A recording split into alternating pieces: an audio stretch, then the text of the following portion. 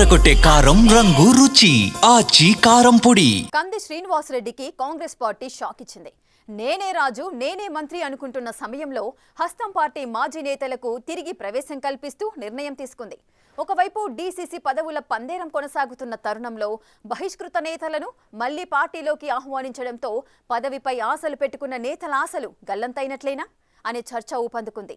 పార్టీకి పాత నేతల అవసరముందా లేక ఆ నేతలకే పార్టీ కావాల్సి వచ్చిందా అనేది పక్కన పెడితే ఉన్న నేతల్లో మాత్రం ఉలిక్కిపాటు మొదలైందట. అసలు అధిష్టానం నిర్ణయం ఆదిలాబాద్ జిల్లా కాంగ్రెస్లో ఎలాంటి టర్న్ తీసుకోబోతోంది? రాష్ట్రంలో అధికారంలోకి వచ్చిన కాంగ్రెస్ పార్టీ ఆదిలాబాద్ జిల్లాలో మాత్రం ఆగమాగమవుతుంది. జిల్లా పార్టీకి అధ్యక్షుడు లేకపోవడం, ఉన్న నేతలు పార్టీని పట్టించుకోకపోవడం, ఎన్నో ఏళ్లుగా పార్టీ కోసం పనిచేసిన వారు బహిష్కరణకు గురవడం ఆ పార్టీలో గందరగోళానికి కారణమవుతుంది. గండ్రాత్ సుజాత, సాజిద్ ఖాన్, సంజీవరెడ్డిలను పార్టీ నుంచి సస్పెండ్ చేస్తూ అప్పుడు నిర్ణయం తీసుకున్నారు. దీంతో కాంగ్రెస్ లో ఇతర పార్టీల నుంచి వచ్చిన వారి పెత్తనం పెరిగిపోయిందట. ఆ క్రమంలో పార్టీలో కాంగ్రెస్ నేతలు, ఎన్నికలు, ఆ తర్వాత వచ్చిన నేతల మధ్య గ్యాప్ పెరుగుతూ వస్తుందట. అదే కాకుండా గత రాష్ట్ర వ్యవహారాల ఇన్ఛార్జ్ దీపదాస్ మున్సి వ్యవహార శైలితో పాటు ఇతర పార్టీల నుంచి డబ్బున్న నేతల పెత్తనం పెరగడంతో కాంగ్రెస్ పార్టీలో అసమ్మతి పెరిగి ఇది కాస్త పార్టీలో అంతర్గత కుమ్ములాటలకు కారణమైందట. రాష్ట్ర వ్యవహారాల ఇన్ఛార్జ్ దీపదాస్ మున్సి ఉన్నంత కాలం పెద్దగా ప్రజాబలం లేని వాళ్లు, పైగా వివిధ పార్టీల నుంచి వచ్చిన వాళ్ల ఆటలు సాగాయనే టాక్ నేతల్లో ఉందట. అయితే ఇన్ఛార్జ్ మంత్రిగా ఉన్న సీతక్క మరికొందరు నేతలకు సైతం ఇన్ఛార్జ్ బాధ్యతలు ఇచ్చినప్పటికీ ఎంపీ ఎన్నికల్లో గెలవాల్సిన సీటు కాంగ్రెస్ పార్టీ చేతులారా ఓడిపోయిందంటున్నారు. ఒక్క ఆదిలాబాద్ మాత్రమే కాదు, చాలా చోట్ల ఎంపీ సీట్లను కోల్పోవాల్సి వచ్చిందట. రాష్ట్రంలో విజయం సాధించిన పార్టీ లోక్సభ ఎన్నికల్లో పరాజయం పాలు కావడం వెనుక అధిష్టానం పోస్ట్ మార్టం చేసింది. ప్రజల్లో లేని నేతలు ఇతర పార్టీల నుంచి వచ్చి పెత్తనం చేసిన వారి వలని పార్టీ ఓటమి కావాల్సి వచ్చిందనే నివేదిక అధిష్టానానికి చేరిందట. దీంతో అధిష్టానం నష్ట నివారణ చర్యలు చేపట్టిందంటున్నారు.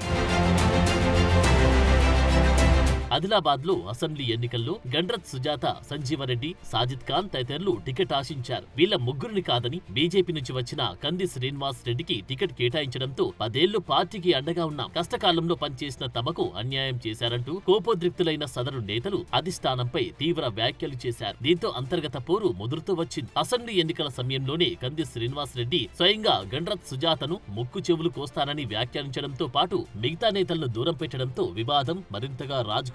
అదే ఎన్నికల్లో సుజాత, సాజిద్ ఖాన్, సంజీవరెడ్డి వర్గం నుంచి ఒకరు స్వతంత్ర అభ్యర్థిగా బరిలో దిగారు. ఇలాంటి పరిణామాల నేపథ్యంలో అధిష్టానం ఆ ముగ్గురిని పార్టీ నుంచి బహిష్కరించింది. ఆ ఎన్నికల్లో కాంగ్రెస్ పార్టీ ఎమ్మెల్యే సీటు కోల్పోయింది. ఎంపీ ఎన్నికలకు ముందు బహిష్కృత నేతలను తిరిగి కాంగ్రెస్ లోకి తీసుకునేందుకు లైన్ క్లియర్ అయింది. ఆ నేతలు అధిష్టానంతో మాట్లాడడంతో పార్టీ సైతం వారికి గ్రీన్ సిగ్నల్ తెలిపింది. కానీ మధ్యలో ఓ నేత వారిని పార్టీలోకి రానియకుండా అడ్డుపడడం, ఇన్ఛార్జ్ మంత్రి సీతక్క మరో నేత చొరవతో వారు పార్టీలోకి రాకుండా అడ్డుకున్నారట. ఇక జిల్లా ఇన్ఛార్జ్ మంత్రి రాష్ట్ర వ్యవహారాల ఇన్ఛార్జిగా మారిపోవడంతో జిల్లాలో తనదే పెత్తనమని ముందుకు వెళ్తున్న ఓ నేత ఆగడాలకు కళ్లెం పడడంతో పాత నేతల చేరిక అనివార్యమైందంటున్నారు. స్థానిక సంస్థల ఎన్నికల నేపథ్యంలో పార్టీ కోసం కష్టపడ్డ నేతల రాక కాంగ్రెస్ కు లాభం చేకూరే అంశం కానుంది.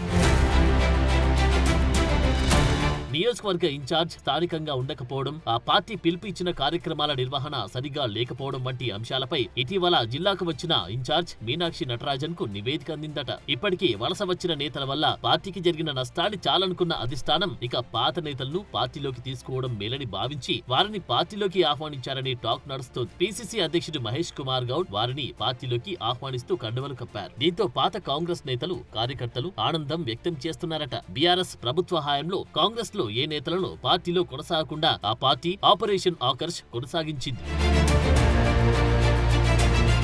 అలాంటి పరిస్థితుల్లో ప్రలోభాలు, బెదిరింపులకు భయపడకుండా పార్టీని కాపాడుతూ 10 ఏళ్లు అదే కాంగ్రెస్ పార్టీలో నేతలు కొనసాగారు. టీపీసీసీ ప్రధాన కార్యదర్శి గండ్రత్ సుజాత, మాజీ డీసీసీ అధ్యక్షుడు సాజిద్ ఖాన్, మాజీ market committee chairman Alluri Sanjeevareddy party ఆదేశాల మేరకు ఎన్నో కార్యక్రమాలు చేశారు. వీరు టికెట్ ఆశించడం, మధ్యలో వేరే పార్టీలో నుంచి వచ్చిన వ్యక్తికి టికెట్ ఇవ్వడంతో వీరంతా నారాజయ్యారు. డబ్బులిచ్చిన వారికే టికెట్ ఇచ్చారని వీరు ఆరోపణలు గుప్పించారు. దానిని అస్త్రంగా మలుచుకున్న కొందరు నేతలు వారిపై వేటు వేయించారు. అదే సమయంలో వారు తిరిగి పార్టీలోకి రాకుండా చాలా కాలం అడ్డుపడ్డారు. ఇప్పుడు కాంగ్రెస్ పార్టీ మాజీ నేతలు గండ్రత్ సుజాత, సాజిద్ ఖాన్, సంజీవరెడ్డి కాంగ్రెస్ గర్ వాపసీ నినాదం ఖచ్చితంగా కంది శ్రీనివాస్ రెడ్డికి షాక్ ఇచ్చినట్లేనని చెబుతున్నారట. మరి ఇప్పుడు కంది శ్రీనివాస్ ఏం చేస్తారు అనేది ప్రశ్నార్థకంగా మారింది.